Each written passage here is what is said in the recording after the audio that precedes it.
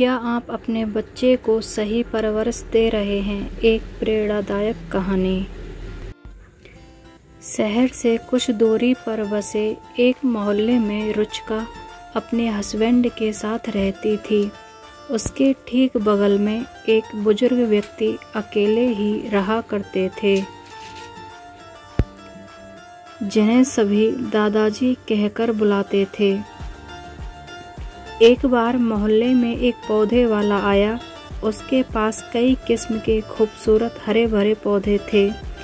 रुचिका और दादाजी ने बिल्कुल एक तरह का पौधा खरीदा और अपनी अपनी क्यारी में लगा दिया। रुचिका पौधे का बहुत ध्यान रखती थी। दिन में 3 बार पानी डालना, समय समय पर खाद देना और हर तरह के कीटनाशक का प्रयोग कर वह कोशिश करती कि उसका पौधा ही सबसे अच्छा ढंग से बड़ा हो। दूसरी तरफ दादाजी भी अपने पौधे का ख्याल रख रहे थे, पर रुचिका के तुलना में वे थोड़े लापरवाह थे। दिन में बस 1 या 2 बार ही पानी डालते, खाद डालने और कीटनाशक के प्रयोग में भी वे ढीले थे। समय बीता, दोनों पौधे बड़े हुए। रुचिका का पौधा हरा भरा और बेहद खूबसूरत था। दूसरी तरफ दादाजी का पौधा अभी भी अपने सर्वश्रेष्ठ रूप में नहीं आ पाया था। यह देखकर रुचिका मन ही मन पौधों के विषय में अपनी जानकारी और देखभाल करने की लगन को लेकर गर्व महसूस करती थी। फिर एक रात अचानक ही मौसम बिगड़ गया। हवाएं तूफान का रूप लेने लगीं, बादल गरजने लगे और रात भर आंधी तूफान और बारिश का खेल चलता रहा। सुबह जब मौसम शांत हुआ तो रुचिका और दादाजी लगभग एक साथ ही अपने पौधों के पास पहुँचे। पर ये क्या, रुचिका का पौधा जमीन से उखड़ चुका था, जबकि दादाजी का पौधा बस एक और जरा सा झुका भर था। ऐसा क्यों हुआ दादाजी? हम दोनों के पौधे बिल्कुल एक तरह के थे, बल्कि आपसे अधिक तो मैंने अपने पौधे की देखभाल की थी।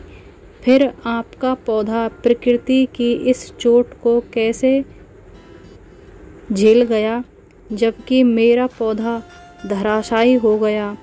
रुचिका ने घबराहट और दुख भरे शब्दों में प्रश्न किया।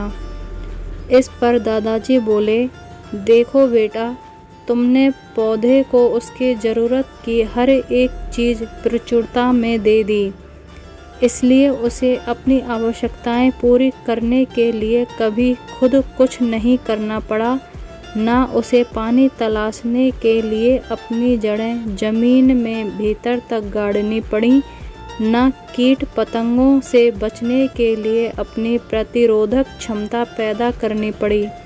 नतीजा ये हुआ कि तुम्हारा पौधा बाहर से खूबसूरत हरा भरा दिखाई पड़ रहा था, पर वह अंदर से कमज़ोर था और इसी वजह से वह कल रात के तूफान को झेल नहीं पाया और उखड़कर एक तरफ गिर गया।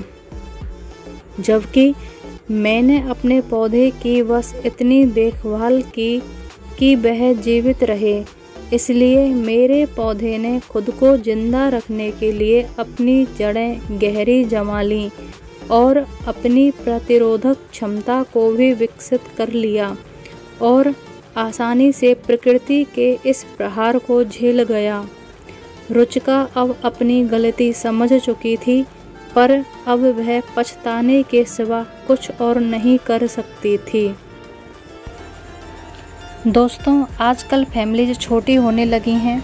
अधिकतर कपल्स 2 या सिर्फ एक ही बच्चा कर रहे हैं।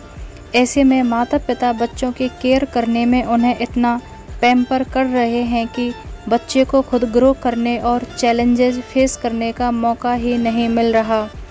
As a result they emotionally और फिजिकली मजबूत बनने की जगह कमज़ोर बन जा रहे हैं। बच्चों को पालना और प्लांट्स की देखभाल करने में काफ़ी सिमिलरिटीज़ हैं। ऐसे ही छोड़ देने पर बच्चे और प्लांट्स दोनों बिगड़ जाते हैं और ज़रूरत से अधिक केयर करने पर वे कमज़ोर हो जाते हैं।